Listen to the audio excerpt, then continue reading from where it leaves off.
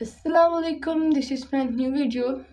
In the previous video, we discussed about the eukaryotic cell and prokaryotic cell. So today we are going to discuss the plant cell and animal cell.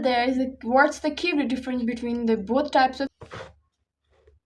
We have two types of cell जिसको हमने देखा था. हमारे पास first होता है animal और second है plant. हर type के जानदार जो हैं वो अलग अलग सेल से बने हुए हैं.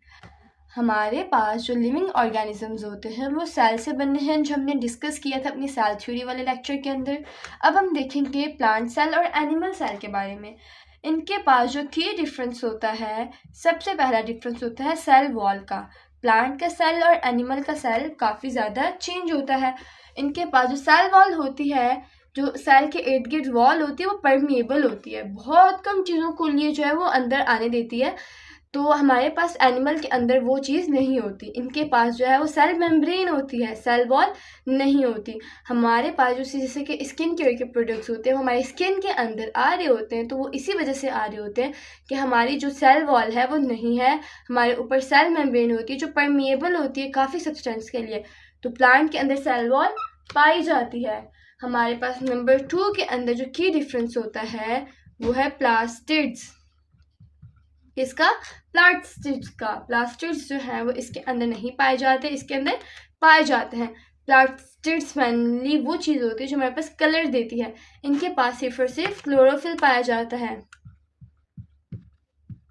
जो इनको ग्रीन पिगमेंट दे रहा होता है. इसके बाद हमारे पास जो एक और की डिफरेंस आता है वो न्यूक्लियस आता है. न्यूक्लियस दोनों में पाया जाता है बिकॉज ये दोनों कौन से सेल हैं, यूकैरियोटिक सेल हैं, ये मॉडर्न सेल है. इसका न्यूक्लियस थोड़ा सा हमारे पास जो है वो पेरिफेरल साइज में होता है, थोड़ा सा आगे हो जाता है, सेंट्रल में नहीं होता. लेकिन हमारे पास एनिमल सेल का न्यूक्लियस जो है वो सेंट्रल में होता है. इसका न्यूक्लियस क्यों सेंट्रल में नहीं होता, बिकॉज ऑफ वैक्यूल की वजह से. इनके पास बड़ा सा वैक्यूल होता है जो इनके सेल के अंदर जो न्यूक्लियस होता है उसको जो है वो थोड़ा सा पेरिफेरल साइड पे कर देता है, पेरिफेरल साइड. ठीक है. अब हमारे पास जो है सेकंड थिंग, वैक्यूल. दोनों में पाए जाते हैं, लेकिन इनका वैक्यूल क्या होता है, लार्ज होता है. और इनकी वैक्यूल की मेम्ब्रेन को हम कहते हैं टोनोप्लास्ट. वैक्यूल की मेम्ब्रेन को क्या कहते हैं, टोनोप्लास्ट. हमने पीछे पढ़ा था वैक्यूल जो है वो सिंगल मेम्ब्रेनस ऑर्गेनल है, तो वैक्यूल जो है वो इनका लार्ज होता है. और प्लांट सेल की जो वैक्यूल होता है उनको हम कहते हैं क्लोरोप्लास्ट. हमारे पास जो है सेकंड थिंग जो है वो लाइसोसोम पढ़ा जाता है. लाइसोसोम्स जो है हमारे पास एनिमल सेल के अंदर पाया जाता है, प्लांट सेल के अंदर नहीं पाया जाता. तो ये थे हमारे पास कुछ डिफरेंस. और इसके बाद हमारे पास जो नेक्स्ट डिफरेंस है वो होता है फैगोसाइटोसिसिटी.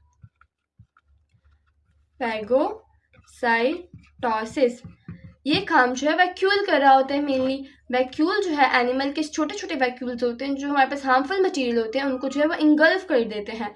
तो हमारे पास फैगोसाइटोसिस का अमल जो है वो एनिमल सेल के अंदर हो रहा होता है, प्लांट सेल के अंदर नहीं हो रहा होता. एंड द लास्ट की पॉइंट इनके दरमियान स्टोरेज.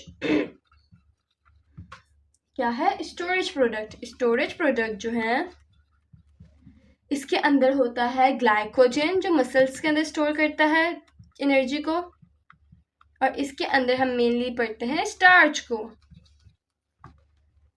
तो ये था हमारे पास की डिफरेंस प्लांट सेल और एनिमल सेल के बारे में, जो तमाम बुक्स के अंदर है. अगर आप इस वीडियो के बाद अपनी बुक्स को देखेंगे तो होप कि आपको हर चीज़ अच्छे तरीके से समझ आ रही होगी.